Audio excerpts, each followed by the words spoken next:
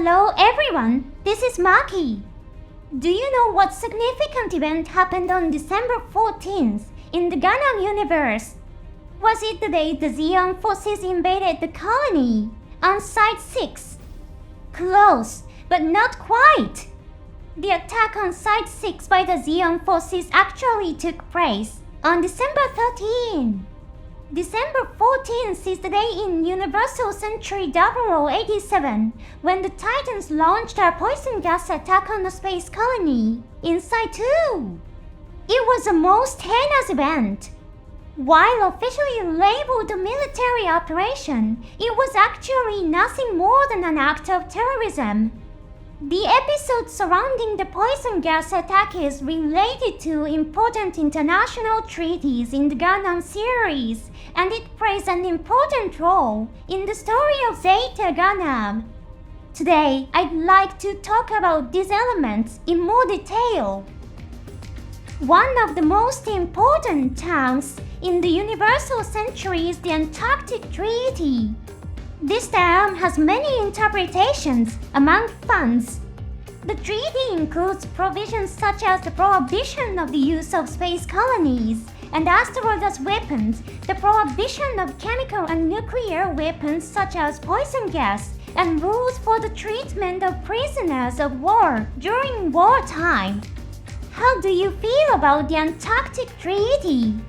Opinions differ on this. Some argue that since it was a treaty between us Federation forces and the Principality of Zeon during the wartime of Universal Century 0079, it is irrelevant to nations after the time.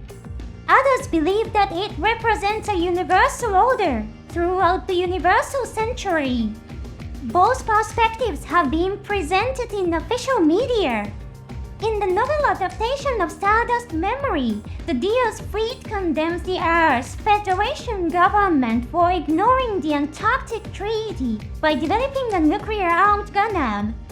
In response, Kanai Forsiap Sanguri replies the Antarctic Treaty was an agreement between the Earth's Federation forces and the Principality of Zeon during the war, so this argument is illogical.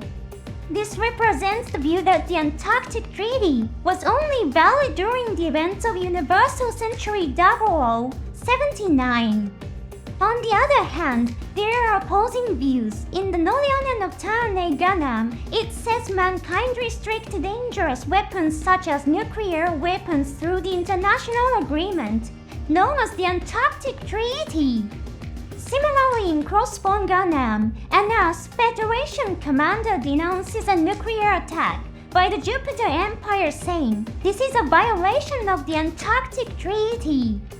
These perspectives come from novels and comics. As I've mentioned in previous discussions, I treat these spin-offs as official media and respect their narratives when producing content. However, there are many fans who believe that what is depicted in the anime is an important criterion for deciding whether or not to treat it as official information.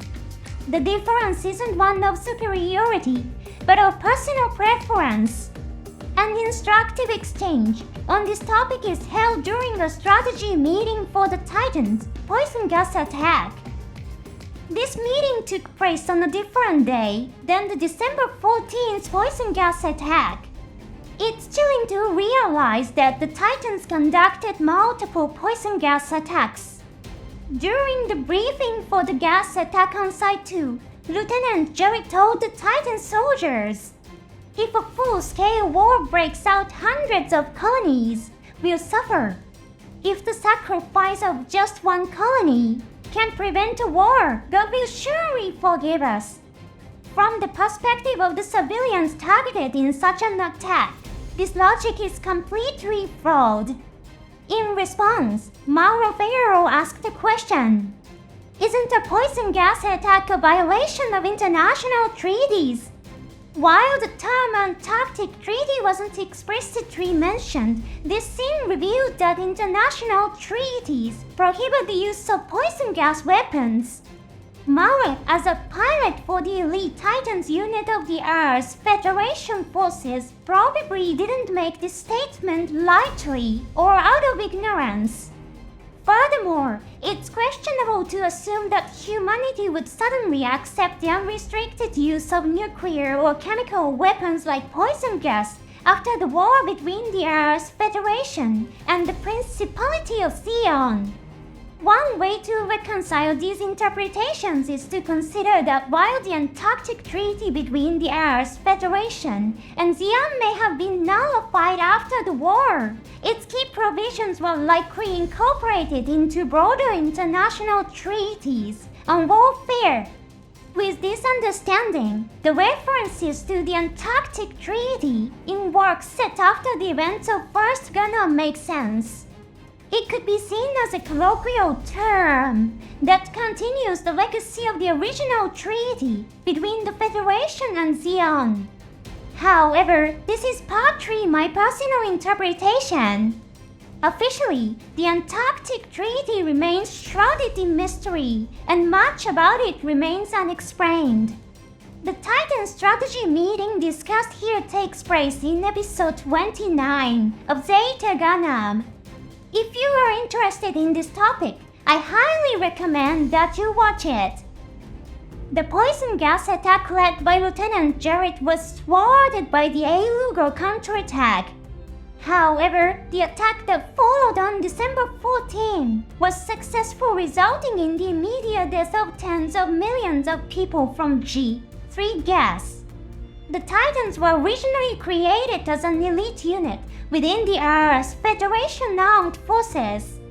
However, their past actions, such as the poison gas attack on Site 1 and their oppressive military operations, were exposed by the A-Lugo. This led to a significant weakening of their influence within the Earth's Federation forces. In this weakened state, the decision to launch another poison gas attack only further eroded the Titan's power.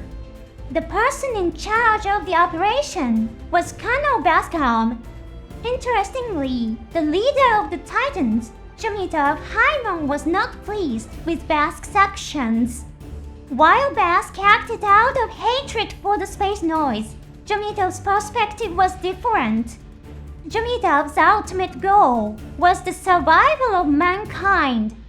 His plan was to eliminate the Earth's noise, including the upper echelons of the Earth's Federation government living on Earth, in order to force humanity into space colonization. Though it wasn't explored in the TV series, Yoshiyuki Tomino's Noryonen delves into Jamitov's inner thoughts. Bask's poison gas operations recklessly undermined the Titan's authority, which was a foolish move from Jamitov's point of view. The December 14 poison gas attack became a turning point, weakening the Titans and allowing the A-Lugo to expand its influence. Zeta Gundam is a complex series, but it's full of fascinating elements. It even ties in with Hathaway's Flash, the second movie of which fans are eagerly awaiting. In fact, Jamitov Hyman was a major influence on Hathaway's beliefs and actions. I hope to one day create a program that explores these connections in detail. Thank you for watching to the end. See you next time.